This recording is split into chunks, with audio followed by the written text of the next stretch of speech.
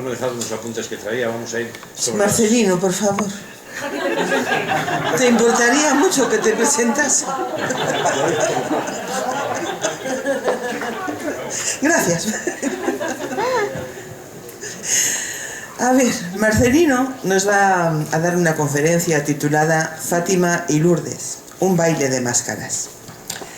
Estudió Ciencias Químicas, es funcionario del Ministerio de Justicia. Es invitado y colaborador de algunos programas, entre ellos Espacio en Blanco de Miguel Blanco, La Rosa de los Vientos en Onda Cero con Bruno Cardeñosa, Cuarto Milenio de Iker Jiménez, Milenio en Radio Galega y de varias revistas, entre ellas una que ya ha desaparecido, dirigida por el gran Jiménez del Oso, Espacio y Tiempo, y otras como Año Cero y Enigmas. Lleva décadas investigando, yo diría más bien escudriñando, los fenómenos paranormales, puesto que se implica hasta el punto de presentarse en el lugar de los hechos y hablar con los testigos. En los temas relacionados con la ufología, ha sido de los primeros en sacar a la luz casos de auténtica envergadura que han quedado fielmente reflejados en su libro OVNIS Alto Secreto. ¿Qué más decir de él? Pues que es una persona cercana, afable y sobre todo un gran conversador.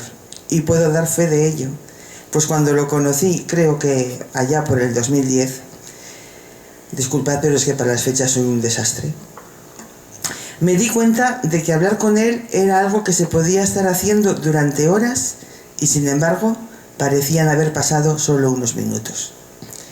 Hace 2 años nos sorprendió con otra joya, un libro titulado Apariciones Marianas, la respuesta definitiva. Para llevar a buen término su obra, dedicó 12 años de investigación y la recopilación de todos los datos para ponerlo a punto le llevó 5 años. Uno de los hechos que nos narra en su libro aconteció en Aspardellas, un municipio de Friol, en Lugo, en 1949. Sus protagonistas fueron 4 niños y Marce, tuvo la oportunidad de entrevistar a 2 de ellos, Antonio y José, pero mejor que nos lo cuente él. Por favor, un fuerte aplauso para Marcelino.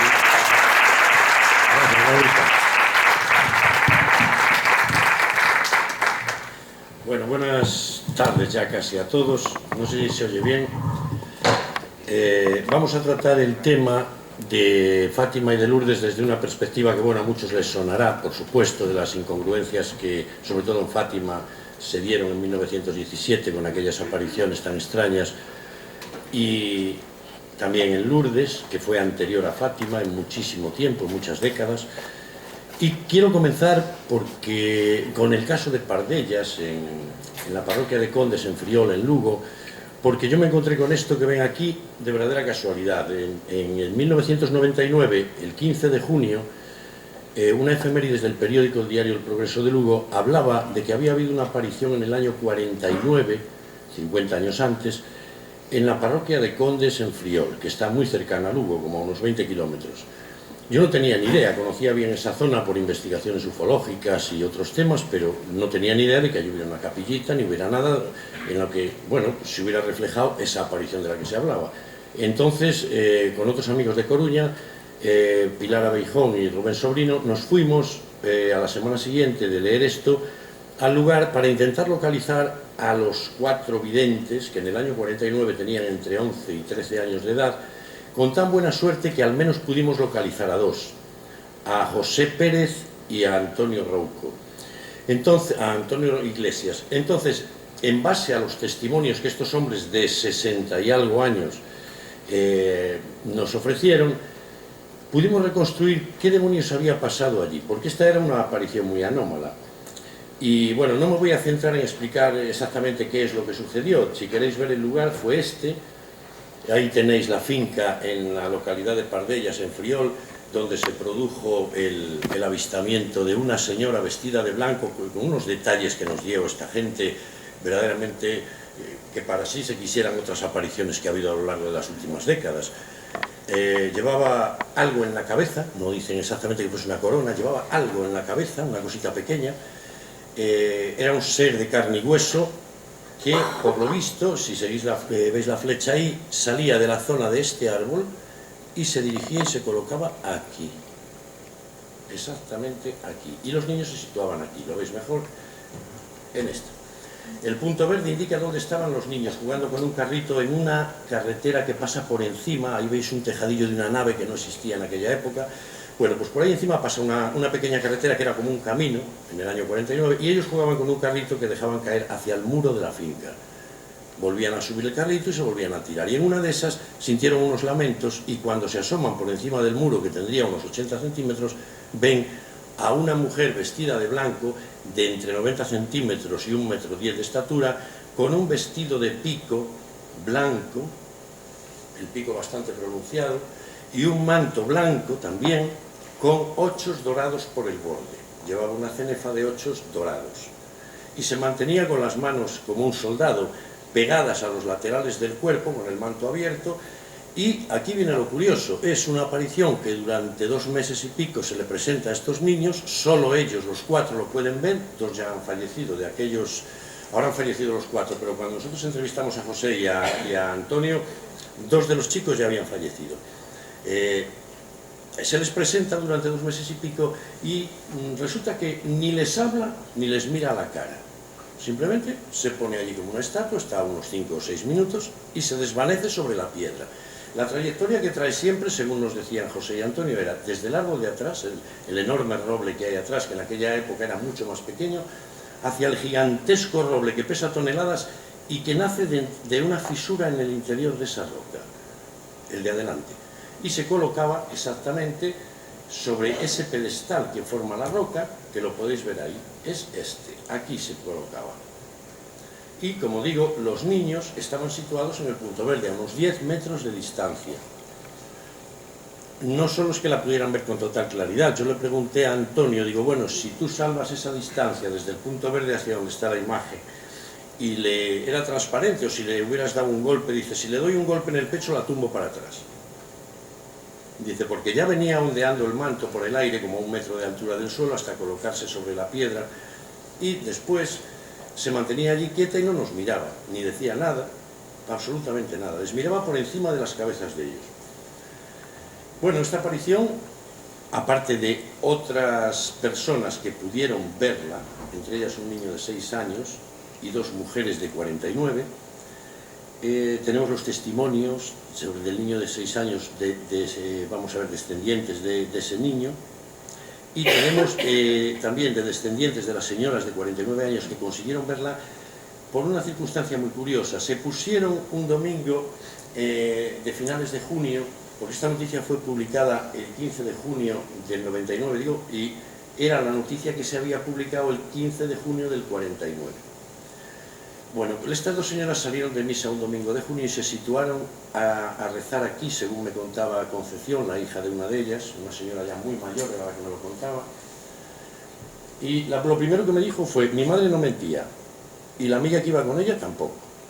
Digo, bueno, pero usted cuénteme lo que le contó su madre. Y mi madre murió 2 años después de toda esta historia. Dice, pero siempre, todos los días, nos estaba diciendo lo mismo, que aquella era la santiña y que era la santiña y de ahí no lo sacaba nada. Parece ser que se pusieron de rodillas aquí, exactamente ahí. En esta zona. Pones las rodillas y apoyas las manos sobre esta piedra. Si vais allí lo podéis comprobar. Sobre ese pedestal de la roca. Y en el momento que estaban rezando una Ave María, porque ellas dijeron, vamos a rezar allí porque parece ser que se aparece la Virgen, bueno, por si acaso es verdad, vamos a rezar una Ave María. Se pusieron de rodillas con las manos apoyadas en esa piedra. Y según estaban así, notaron que había algo encima de la piedra. Y según levantan la vista, se encuentran a una mujer vestida de blanco, exactamente la misma descripción que daban los niños, pero nos describe Concepción lo que le había contado su madre sobre las cenefas del manto que le tapaban los pies abajo. Tanto el vestido como el manto llegaba muy abajo. Dice que estaban hechas como una filigrana muy fina, entrelazándose y formando ochos hasta llegar a la parte de arriba. Que en la posición que ellas estaban al levantar la cabeza solo pudieron verla unos segundos, que era bellísima, que no se podía hacer una descripción de la belleza de aquella pequeña mujer, y que llevaba algo en la cabeza pero no se veía bien porque desde la perspectiva de abajo ellas casi no le podían ver si hubiera una coronita o lo que hubiese encima de ella, no se veía. En el momento que una de ellas dijo, se asustó y dijo, ay Dios mío, se desvaneció. Se desvaneció sobre la piel. Bueno, yo el libro que escribí, tienes que cambiarlo. Mira, yo el libro que escribí se basó en los 8 primeros capítulos en describir con pelos y señales todo lo que contaron los niños sobre esta anómala aparición. Tenía todas las pintas de ser una aparición normal, pero al mismo tiempo no era normal. Lo lógico, como en otro tipo de apariciones, es que alguien se aparezca, dé un mensaje, o ordene que se construya ahí una capilla o algo por el estilo. Era el ratón entonces el que hacía el ruido. Bueno, pues en este caso en concreto no fue así, no hablaba, no miraba a los niños a la cara y no, en consecuencia no dijo que se hiciera nada, que se construyera una capilla, que se rezase, nada, simplemente era una cosa testimonial. Pero yo dejé para el final del libro quizá el tercer punto en el que esta aparición, junto con otras 18 que hubo en el planeta en 1949, pues aporta un dato curiosísimo que nos viene a decir que la entidad que está detrás de este tipo de apariciones no tiene que ver nada con un fenómeno religioso. Otra cosa es que el estamento religioso, sea el que sea, se apropie de algo para fomentar la oración, la devoción. Bueno, parece que está todo muy bien, pero no opino que tenga que ver nada las apariciones marianas. A, con un fenómeno ufológico. B, con un fenómeno religioso. Es algo que va mucho más allá de todo eso, mucho más allá, que es más antiguo que todo eso, tan ancestral que, en mi opinión, se pierde en la noche de los tiempos este tipo de fenómeno en concreto. En cuanto al fenómeno ufológico, habría que tener aquí en esa mesa un extraterrestre y preguntarle, oye, ¿a vosotros os ha pasado en vuestro planeta algo similar? Y posiblemente dijeran que sí, pero que no saben lo que es. Es decir, en mi opinión, el fenómeno trasciende no solo el conocimiento humano, sino el tiempo que viene produciéndose esto y que no hay, digamos, una manera racional de explicarlo, porque es un fenómeno tan contradictorio, y si no lo veis precisamente en Lourdes y en Fátima, vosotros podéis llevar a una persona en silla de ruedas y allí hay muchísimas personas en silla de ruedas, otras con algunas dolencias de otro tipo, y de repente, ¡uy!, curó a fulanito. Hombre, ¿y los demás qué pasarán más feos? Es decir, actúa de una forma en la que te puede curar o no. Te puede hacer que un negocio que le vienes a proponer a ver si te saliera bien, que era la salvación de tu vida, te salga bien o no. Es que no es que se centre en el importe eso realmente, aunque en algunas apariciones dice que vengan aquí, beban de este agua y se curen. Sí, pero muchos van allí, beben de ese agua y no se curan. Otros sí. Pero entonces había una discriminación, cosa que no sería lógica en un ente religioso o en una madre tremendamente maternal, digamos, que pretenda hacer bien a todos. Tú no puedes, si eres la madre de todos, no puedes decir a este lo curo y a aquel no. De hecho, a Sor Lucía, una de las preguntas que le hizo Lucía en septiembre de 1917 es: me dicen algunas personas, te traigo aquí para que las cures, y yo te digo los nombres. Nadie veía nada, solo lo veía Lucía, Francisco y Jacinta, a la entidad que estaba allí. Y entonces parece ser que ella le responde: a unos los puedo curar y a otros no. Hombre, qué raro, ¿no? No tienes poder suficiente para... O es que tienes que consultar con alguien si se cura o no. Esa sería otra historia. Bueno, quiero decir que aporta José, uno de los videntes de Pardellas, aporta un dato curiosísimo en la aparición. La aparición que había era, como digo, de pequeña estatura, entre 90 centímetros y 1,10 m, calculan ellos. Y tiene un defecto físico. Es perfecta, es una mujer bellísima, muy guapa, muy bien ataviada, pero tiene un defecto físico para nosotros. Y es que tiene unos dedos así de largos. De tal manera que cuando tenía las manos así, le llegaban las puntas de los dedos casi por debajo de las rodillas. Hombre, eso sí es un detalle bastante anómalo. Por eso ese tema en concreto es el que yo dejo para el final del libro. Ese detalle que aporta Pardellas lo dejo para el final del libro. De que se trata de una entidad que no tiene nada que ver con un fenómeno religioso. Los otros dos detalles los desgrano casi al final, antes del de Pardellas, y serían los... perdón un momento, vamos a ver. Es que quería enseñaros esto también, sí.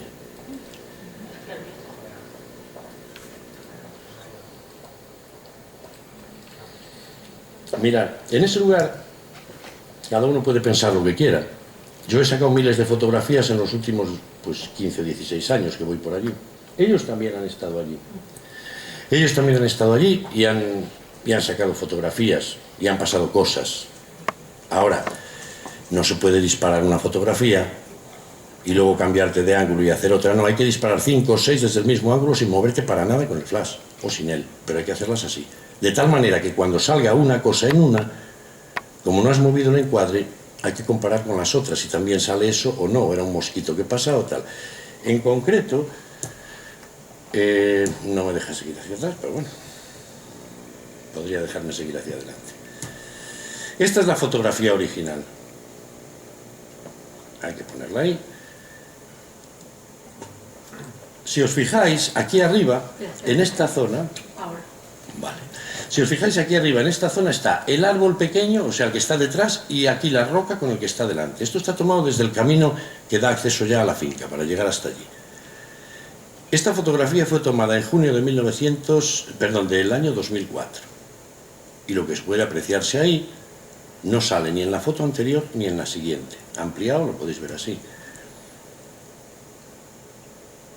¿Es este el pájaro del que nos hablaba Áurea, la hermana de uno de los videntes que tenía entonces 21 años y que en una ocasión vio dirigirse esto brillante, con las alas desplegadas sin moverlas, como una paloma, hacia la piedra donde habían puesto allí unos crucifijos, la gente y tal, y unas flores, y que se desplazó de la piedra al crucifijo en varias ocasiones y después se marchó hacia la parte de abajo de la finca, que es donde hicimos esta fotografía nosotros, pues casi 60 años después? Si esto fuera lo único que hubiéramos obtenido, sería tontería ponerlo aquí. Hay más fotografías de este tipo, por ejemplo, encima de la roca fue tomada esta fotografía. Hay más, pero como vamos a hablar de Fátima y Lourdes, una serie de detalles sobre esa aparición en concreto, creo que lo mejor es dejar un poco el tema de lo que sale en Pardellas, que ha podido experimentar muchísima gente que ha venido allí conmigo. Fenómenos extraños, no controlables, no reproducibles por segunda vez, o a veces sí, a veces no, como corresponde a lo que suele hacer esta entidad. No, esto puede salir, vale.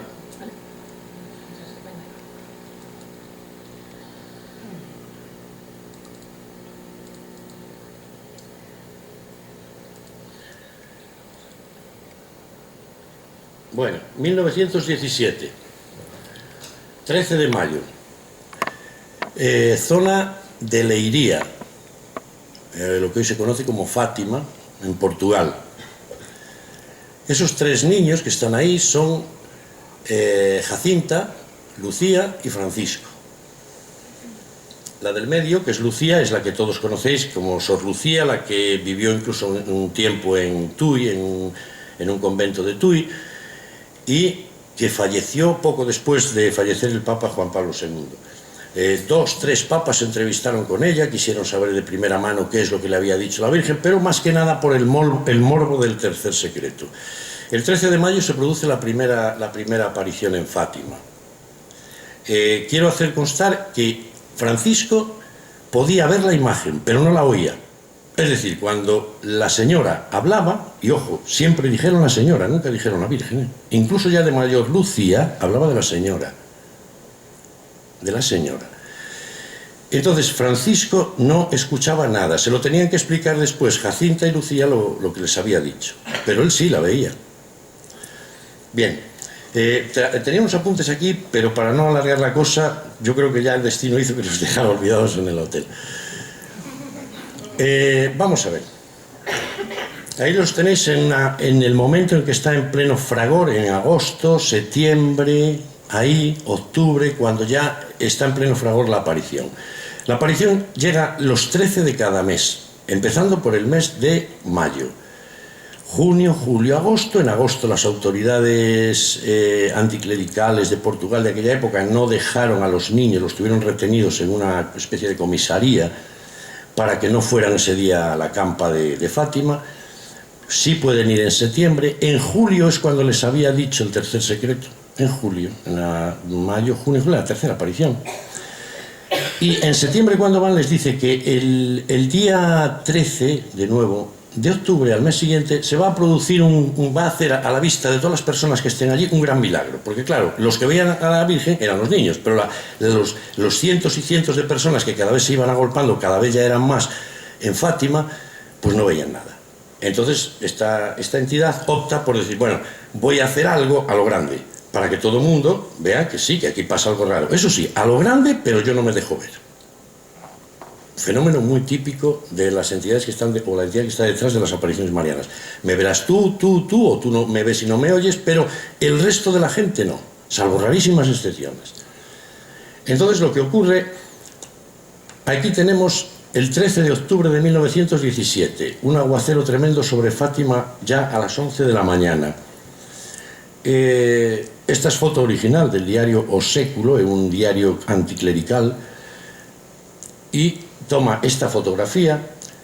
Esta fotografía corresponde a otra de las visitas de Fátima, no justo la de ese día, pero aquí se observa perfectamente cómo estaba el panorama esa mañana. Lloviendo, se calcula que había unas 70.000 personas esperando el famoso y anunciado milagro, que nadie sabía en qué iba a consistir.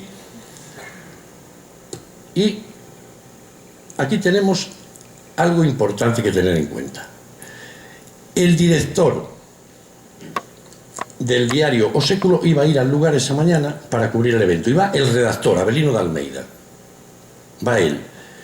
Y lleva un reportero, que es el que hizo alguna de las fotografías que veis antes. En concreto ocurre, y las que vais a ver después, hay un fenómeno en lo de Fátima que demuestra absolutamente que no se trató de que el sol bailase. Allí había otra cosa. Y Avelino de Almeida hace una crónica que publica al día siguiente con una fotografía diciendo: el sol bailó en Fátima. Lo está diciendo un ateo. Entonces ellos iban a cubrir un evento que no iba a suceder, pero es que resulta que sucede algo.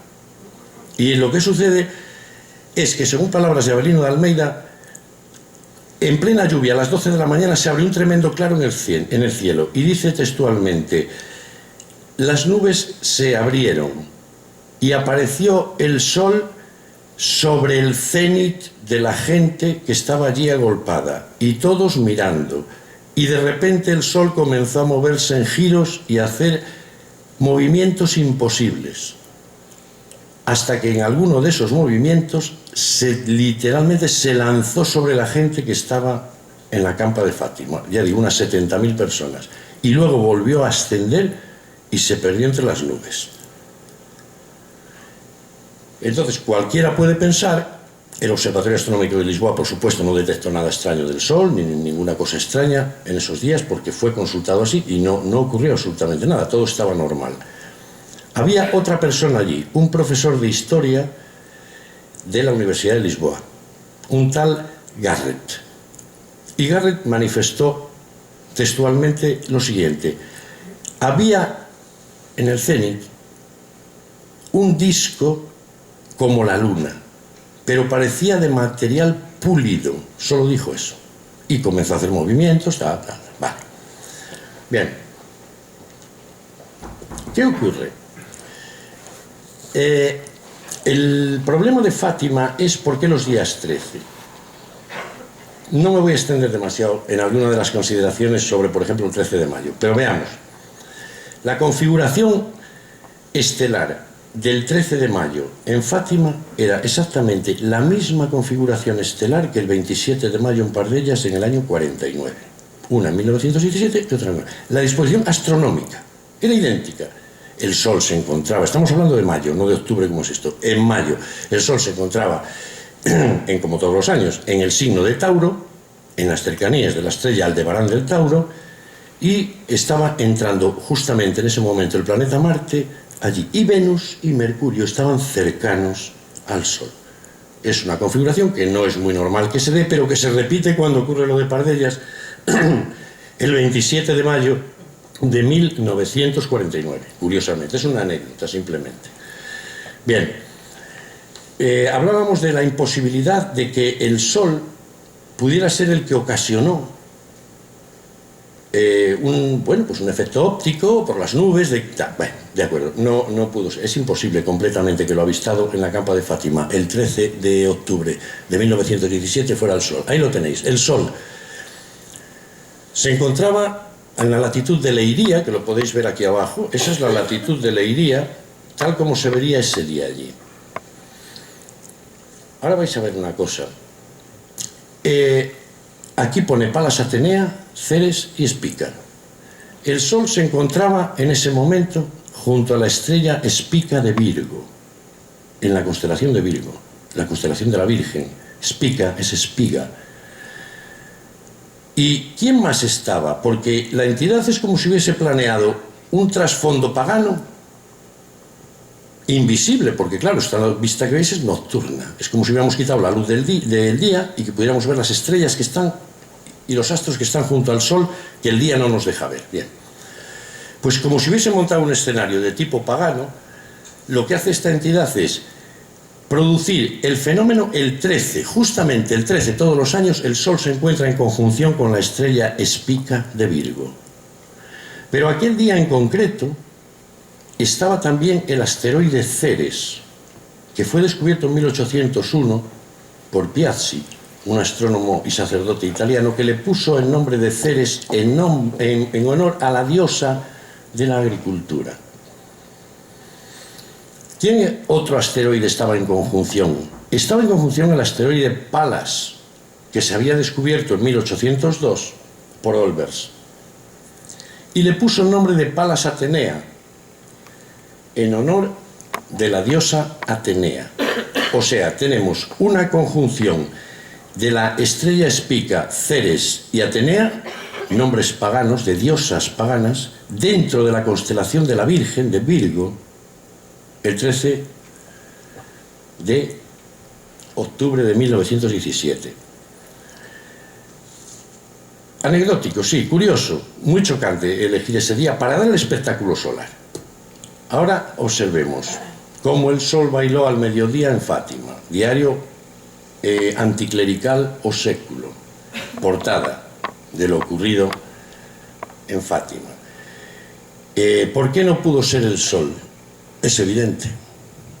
Estas son fotografías, podéis ver a la gente mirando hacia arriba. Ahí tenéis algunos testigos en parte de una fotografía que vendrá después. Esta fotografía, fíjense bien hacia dónde mira la gente.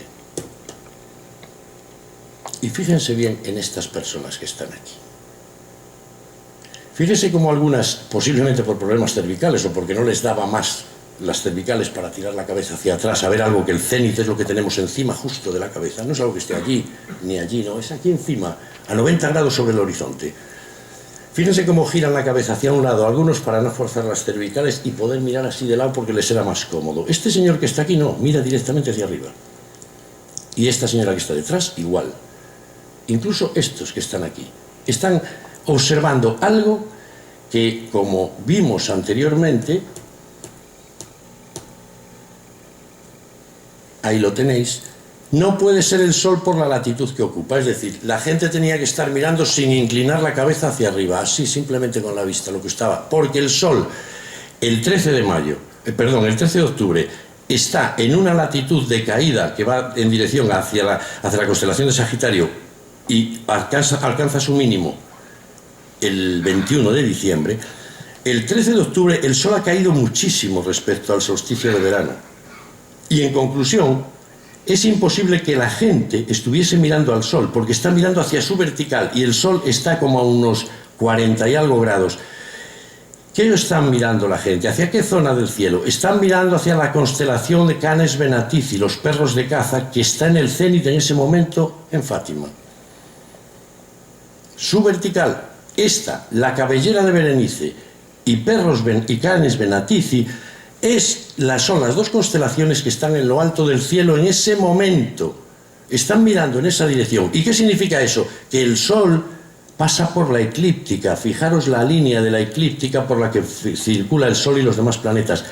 La cabellera de Berenice y Canes Venatici se encuentra mucho más arriba, 80 grados de latitud, casi 90 Canes Venatici. Y está en lo cierto la descripción que hace Avelino de Almeida al decir que la gente estaba mirando, pero es que las fotografías que se tomaron ese día lo demuestran. Están mirando muy hacia arriba, muy alejados de donde realmente se encontraba el Sol en el cielo, totalmente hacia arriba. ¿Qué demuestra? Sencillamente que lo que estaban viendo moverse y hacer giros y cosas extrañas no era el Sol, que posiblemente estaba tapado por las nubes, o no, bastante más bajo de lo que estaban viendo ellos en la parte superior, en la constelación de la cabellera de Berenice y Canes Venatici. Bien, hoy en día, a raíz de aquello, pues todos sabemos lo que pasa. Fátima y Lourdes son los dos santuarios más visitados del mundo, junto con el de Guadalupe en México, con la curiosidad de que, por ejemplo, en Fátima instó a los niños a que se rezara, y la contradicción tremenda de que en Lourdes nunca le dijo a Bernadette que se rezase el rosario, y es el lugar donde más rosarios se rezan en todo el planeta. Es curioso, y el que más afluencia de visitantes tiene, Lourdes sobre Fátima. Aún así, Fátima, cuidado. Esta es la imagen que veneramos o se venera en el santuario de Fátima hoy en día. Pero los jesuitas de la época, en aquellos días que los niños entre los meses de mayo y octubre estaban viendo esa aparición, hicieron un retrato robot en base a las descripciones que daban los chicos. Y el retrato robot, y ahora vais a ver un huevo y una castaña, creo que los conocéis, el huevo y la castaña son dos cosas distintas. Este sería el huevo y esta sería la castaña. Este es el retrato robot que en base a las descripciones de Francisco, de Jacinta y de Lucía hicieron los jesuitas y está conservado en el archivo de Fátima desde 1917. Fina de Armada y Joaquín Fernández, que son dos investigadores portugueses, escribieron un libro en los años 80 que se titulaba El misterio de Fátima o algo por el estilo. Fina de Armada consiguió, inocentemente, antes de escribir el libro, bueno, pues quería hacer como un artículo, fue muy devota a ella, y estuvo en los archivos. Y entre las cosas que le sacaron de los archivos estaba este dibujo. La descripción del ser que los niños vieron el 13 de mayo. Lleva un casco, era calvo, tenía como una especie de colgante y llevaba en la mano una esfera de cristal que emitía rayitos de colores. Mira la capa en forma de cuadros, conformada a base de cuadros, una capa abierta muy similar a la de la imagen de Pardellas, solo que en la imagen de Pardellas no era una capa acolchada de cuadros. Llevaba unas botas que le tapaban los pantalones hasta la altura que veis, porque se dudaba si eran pantalón o falda de cuadros también. Y este era el ser que cuando terminaba de decirle algo a los niños, comenzaba a elevarse despacio por un cono de luz y desaparecía en lo alto, como si fuese una proyección tridimensional o algo por el estilo. A la vista de esto es normal que Lucía siempre dijera la señora, porque el aspecto femenino que le daba a ella era de una mujer, evidentemente, pero no era esto otro. Es decir, esto, la imagen que veis aquí, no es la que se apareció en Fátima a los niños, es esta. Curiosamente, si empiezas a rascar un poco te das cuenta de que esto es mucho más ancestral y más viejo de lo que parece.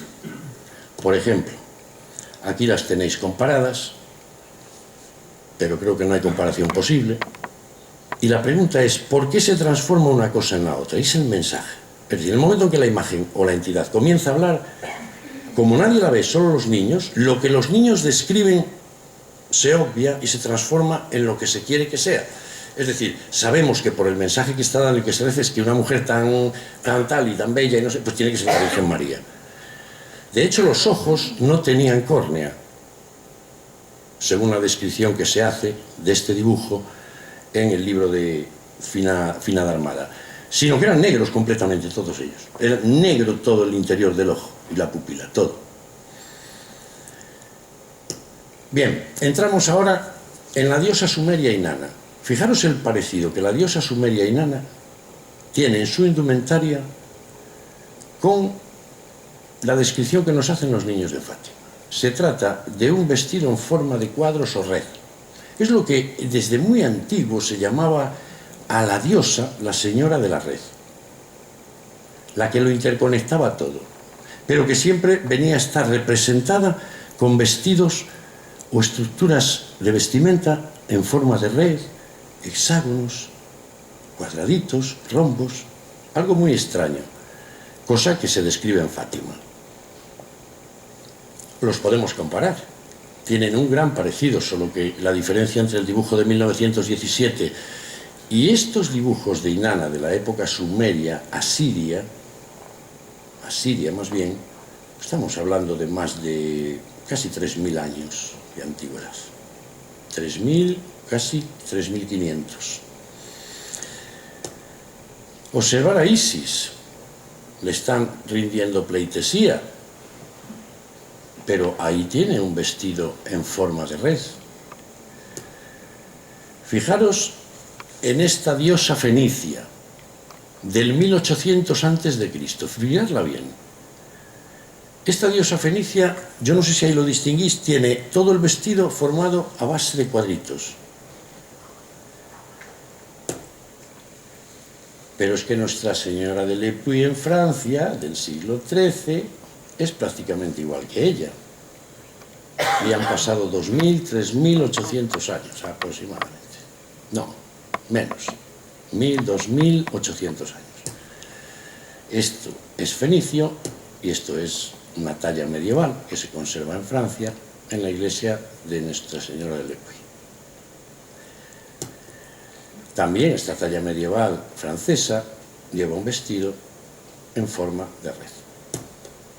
Hay muchas más, pero no iríamos a prolongar aquí algo que, bueno, realmente nos llevaría muchísimo hasta llegar al asombro absoluto en cuanto a las comparaciones, porque verdaderamente si cogemos el punto tercero, que esto es Fátima, el punto segundo sería Lourdes y el tercero sería Pardellas con los dedos largos, ahí nos perderíamos en las representaciones de vírgenes y estatuas que tienen milenios, en las que se encuentran en la misma postura que está la Virgen de Pardellas, con las manos estiradas y los dedos así de largos. Hay que familiarizarse con ellas, pero no son muy corrientes, pero están.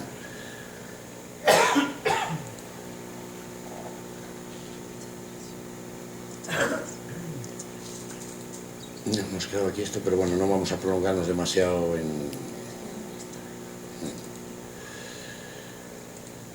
Es que parece como si no quisiera pasar más, no sé. No les gusta retrasarte. Esto se encontró en unas excavaciones en Siberia. Es una diosa de este tamaño, perfectamente cincelada, todo su vestido, lo que pudiera ser su vestimenta, en forma de red. Antigüedad de la broma, 16.000 años, paleolítico. 16.000 años de antigüedad. Mirad la Dama de Auxerre, descubierta en Francia en los sótanos de un museo. Es del siglo V a.C. No se sabe quién es el autor, pero el vestido lleva cuadritos grandes y pequeños. Pero lo curioso es la repetición de los cuadros en el peinado. Y lo digo por esto. Diosa cananea. Peinado similar a la Dama de Auxerre del siglo V, pero es que la diosa cananea es mucho más antigua. Es del 1500 a.C. Isis llevaba ese mismo tipo de peinado. ¿Y sabéis quién llevaba también ese tipo de peinado? Esta. La diosa de Brasenpuy. Se conserva en el Museo del Louvre. Solo la cabeza. Es así de pequeña. Está hecha de marfil. Con una perfección y un tallado verdaderamente impresionante. Yo no sé si os suena, si la conocíais o no. Solo se encontró la cabeza en las excavaciones de las Landas en Francia. Cualquiera podría decir que esto es de la época griega o prehelénica, minoica. ¿Sabéis la broma que tiene esto? Está datada en 22.000 años de antigüedad. Haría falta saber quién fue el cromañón que posó o la cromañón que posó para que hicieran esto en marfil de mamut. Lo curioso es que haya cincelado un tipo de peinado similar al que muchos milenios después, iban a presentarnos, pues, estas esculturas o estas tallas. Ya no es más hacia atrás, no quiere.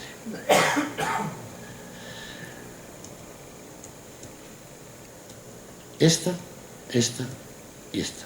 Pero hay más, hay muchísimas más, que el tipo de peinado, incluso en tallas medievales, es de tipo cuadriculado.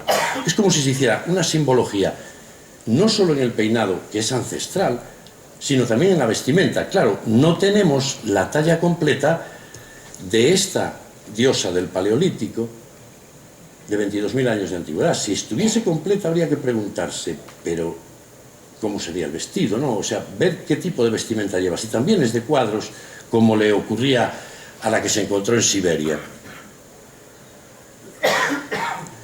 Yo creo que desde siempre se ha estado haciendo, digamos, se ha estado interpretando un tipo de apariciones como algo de origen religioso, y no es de origen religioso, es algo mucho más ancestral, mucho más antiguo que el origen de las religiones. Y yo no creo que diese origen a las religiones, sino simplemente es una entidad que se presentaba, y en la época en la que fuese, era tan maravilloso aquello que estaban viendo, que por algún motivo o bien les ayudaba en ocasiones o no, como decía antes, pero para ellos era algo especial, algo que no era de aquí. Y lo que hacían era representarlo. Y a lo largo de los milenios, esa entidad femenina va como infiltrada en todas las culturas, se va manteniendo. Y va manteniendo unos puntos comunes, como son el que se le denominaba señora de la red, la reina de las abejas, hexágonos, los cuadraditos. Todo hace alusión a lo mismo, una red que lo interconecta, según se decía, todo, ya desde el Neolítico. Bien, yo creo que la hora nos hemos pasado un pelo, pero... Así que vamos a pasar y volvemos a ver más o menos... aquí tenéis a Bernadette Soubirous, tenía 14 años cuando se producen los fenómenos de Lourdes. Ella lo primero que dice que ve en la cueva, que hoy está como santuario en Lourdes, y la cueva se mantiene, todo aquel entorno se mantiene exactamente igual. De hecho, podéis verla a ella en aquellas fechas rezando en la zona donde ya habían colocado una pequeñísima imagen en la parte superior, aquí, como hoy está puesta otra imagen ya con una estructura diferente, ¿no? Una talla distinta. Pero aquí se le ve a Bernadette, gente al fondo por ahí, en la parte donde se conserva un altar, o hay un altar, y se le ve a ella rezando de rodillas donde se había presentado la Virgen. Bien, Bernadette murió con 35 años aproximadamente, murió muy joven, tenía 14 cuando pasaron estos hechos, y ella dijo que lo primero que había visto era un bulto luminoso, con una forma casi de persona, la primera vez. Fue el 11 de febrero de 1858, mucho anterior a Fátima. A continuación, esta forma luminosa va adquiriendo ya en días sucesivos una forma humana ya más definida, más de mujer, vestida con un velo blanco que le cubre desde la cabeza hasta abajo, con un vestido que lo tapa el velo, vale. En los días posteriores al 18 de febrero ya comienza a haber una afluencia grande de gente en Lourdes, ya empieza a haber, se ha corrido la voz, lo de siempre, ¿no? Pero cuando entramos en el mes de marzo, se produce un hecho curiosísimo. Esto sí que es un detalle que muy poca gente conoce de lo que pasó en Lourdes. La Virgen de Lourdes no pide que se rece el rosario, para nada. De hecho, muchas veces se limitaba simplemente a sonreír, durante los 3 meses o así que se apareció. Sonreía simplemente. Pero a la vista de que nadie conseguía observar lo que estaba viendo la niña, se les ocurrió, porque ella preguntaba el nombre siempre, preguntaba el nombre, y no le respondía. Podía pasar media hora y Bernadette se quedaba mirando hacia aquella gruta donde estaba la mujer, pero ella no respondía, sonreía solo, y después desaparecía. Entonces, el 18 de marzo, Bernadette se presenta allí y lleva una pluma, un tintero y un papel. instigada por el sacerdote de la zona y a ver qué estaba pasando allí. Entonces, como les estaba diciendo, pues le habían dicho, pregúntale el nombre, pero dices que no responde, no responde al nombre. Dice, bueno, pues entonces llévale esto y que lo escriba. Imaginaos lo que hubiera sido coger cómo sale esa pluma de la nada, o sea, cómo la levanta una mano invisible, coge el papel, otra mano invisible y escribe sobre él. Y entonces le dijo que escribiera el nombre en el papel. Y entonces sí, o no se lo esperaba la entidad que ocurriera eso, porque le contesta, lo que tengo que decirle a usted porque la trata de usted, a la vidente, es curiosísimo, no se ha dado ningún caso igual, no es necesario escribirlo. Y entonces lo que se podía haber supuesto un gran milagro, que era escribir el nombre, la propia imagen en el papel, no se produce, porque le dice que no es necesario escribirlo. Y dice, pero te diré mi nombre el día 25 de marzo. Un día muy curioso, porque desde muy antiguo, el 25 de marzo se celebra la anunciación del ángel Gabriel a María. Bien, llega el 25 de marzo y entonces este bulto extraño que veía luminoso, con forma semihumana, esta fotografía es de Pardellas, de Lugo. Fue tomada en el 2005. Y entonces le dice su nombre, y le dice que era, solo dice esto, que era Inmaculada Concepción, en gascón pirenaico. No está hablando en francés, no está hablando en castellano, le habla en el dialecto propio de la zona de la niña, gascón pirenaico, que era Inmaculada Concepción. Era es el artículo femenino la, en gascón pirenaico. Esto significa la.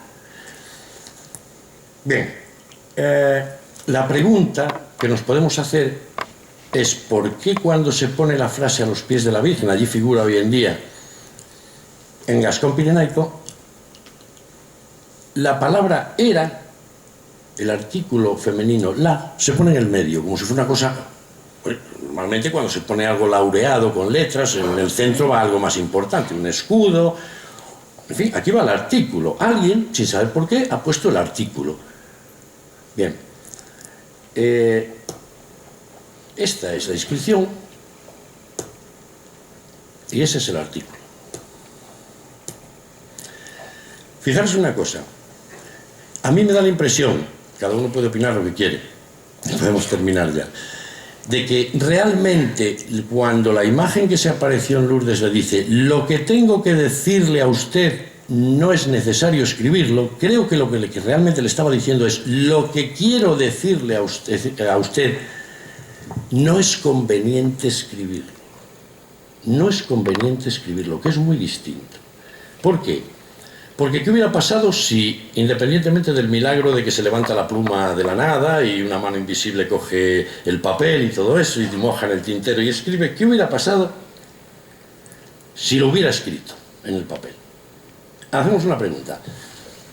¿Hubiera escrito este nombre con H o sin H? Porque si ella dice que era Inmaculada Concepción, está diciendo yo soy la diosa Hera, la que antiguamente se conocía en Grecia y antes de Grecia esposa de Zeus, anterior a Zeus, curiosamente, como la Inmaculada, la de los brazos inmaculados, se le conocía en la época prehelénica, a Hera.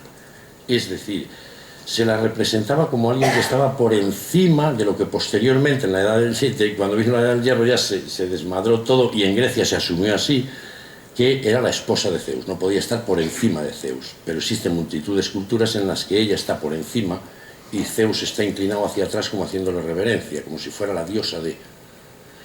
Bueno, si lo hubiera escrito, a lo mejor lo hubiera puesto con H, y si lo pone con H está diciendo soy Hera, la que antiguamente era conocida como Inmaculada, la de los brazos inmaculados. Esta es una representación de Hera en todo su esplendor. Fijaros en los dedos enormes que tiene. Es una escultura del siglo VII. Es un panel antiquísimo. Se representa a Hera en sus comienzos, antes incluso de ser esposa de Zeus, y tiene dos sirvientes que le están atusando el vestido de cuadros. Caray, igual que en Fátima, lleva vestido de cuadros. Pero si nos fijamos bien, no solamente es que lleve el vestido de cuadros, fijaros, mirad el peinado. Mirad ese peinado. Ese vestido de cuadros es el mismo que la diosa fenicia de marfil del 1800 a.C.